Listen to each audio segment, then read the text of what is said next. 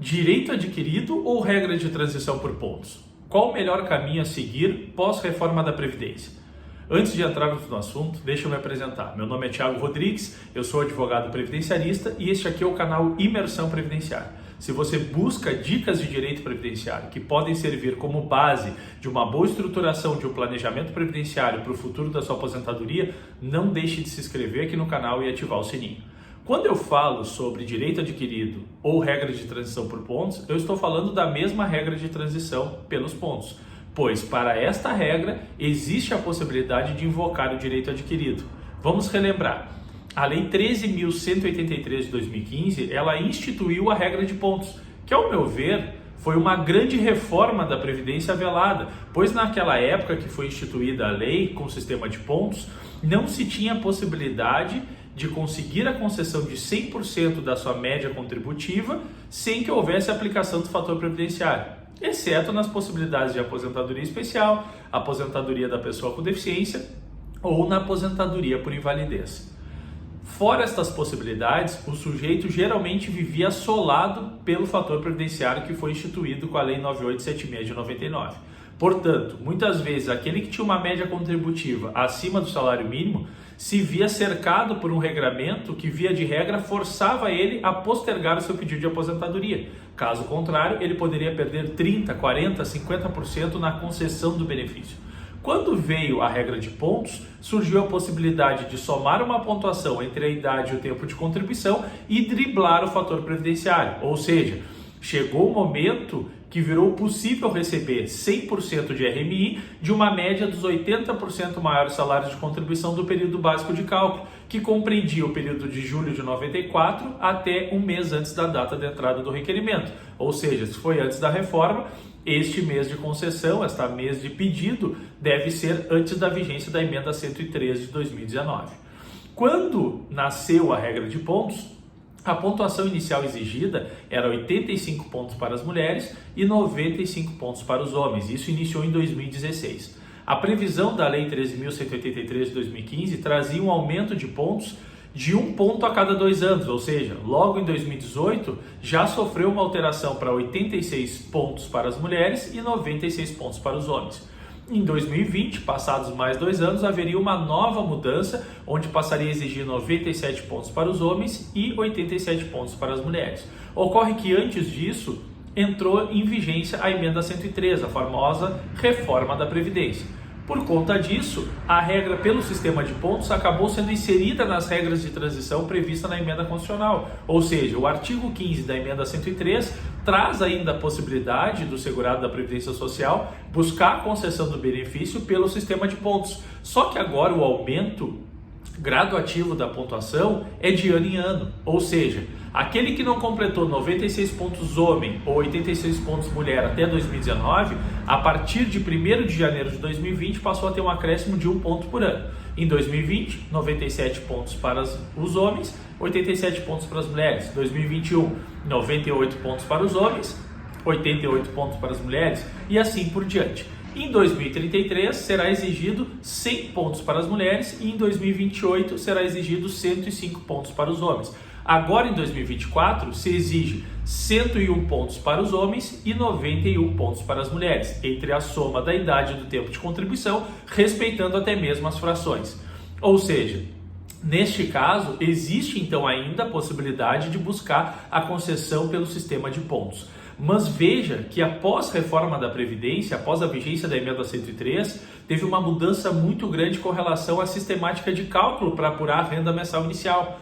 Antes da reforma da Previdência, o tão sonhado 100% da média contributiva era alcançado uma vez que tu somava a pontuação, pois o INSS apurava a média dos 80% maiores salários de contribuição. Vamos supor então que de julho de 1994 até julho de 2019 se tinha 300 meses no período básico de cálculo, 300 salários de contribuição. Eliminando os 20% menores, eu conseguiria desconsiderar do cálculo 60 menores salários para elevar a minha média contributiva.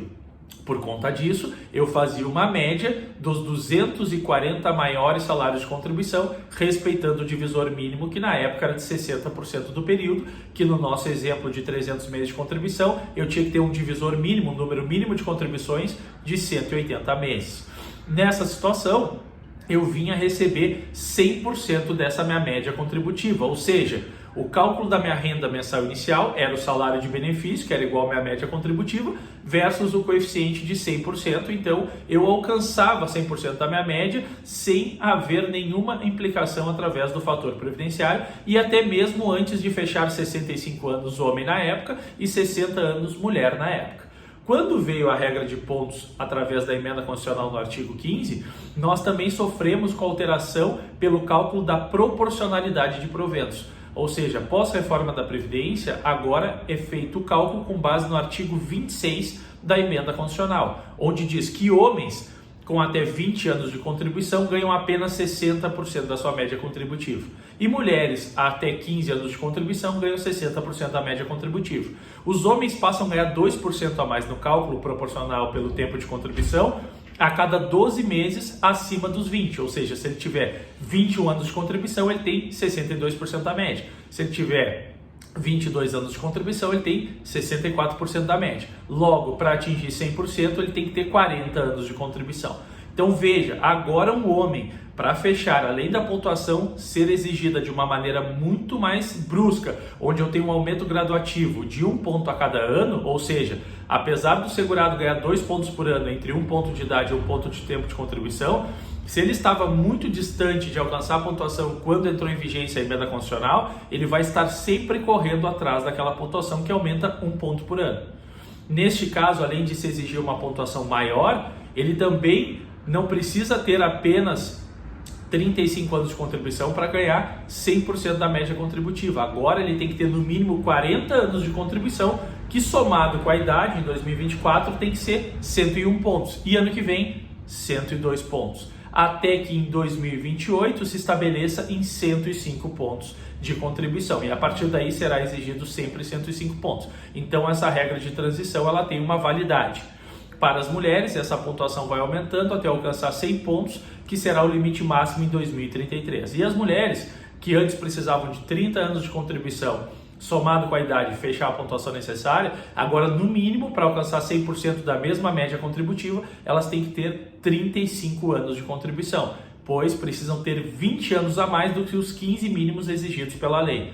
Para ter 60% com 15 anos, os outros 20 que ultrapassaram vezes 2% cada ano dá mais 40, 60 mais 20 dá 100% do valor do seu salário de benefício. Então veja quanto mudou a regra pelo sistema de pontos comparando o direito adquirido com a regra de transição. Então neste caso nem sempre a regra de transição por pontos é uma boa saída, somente para aqueles que estavam próximos de preencher os requisitos e ainda assim tem que se comparar através de um planejamento previdenciário com as demais regras de transição. Pois justamente eu tenho o pedágio de 100%, eu tenho a regra de transição por tempo de contribuição e idade progressiva, eu tenho que verificar se eu não me enquadro nos requisitos da concessão da aposentadoria por tempo de contribuição da pessoa com deficiência, ainda que não se tenha um grande período laborado em condições de ser reconhecido uma deficiência naquele período, de grau leve, grau moderado ou grau grave, tem que verificar se não vale a pena guardar a aposentadoria por idade pela regra de transição,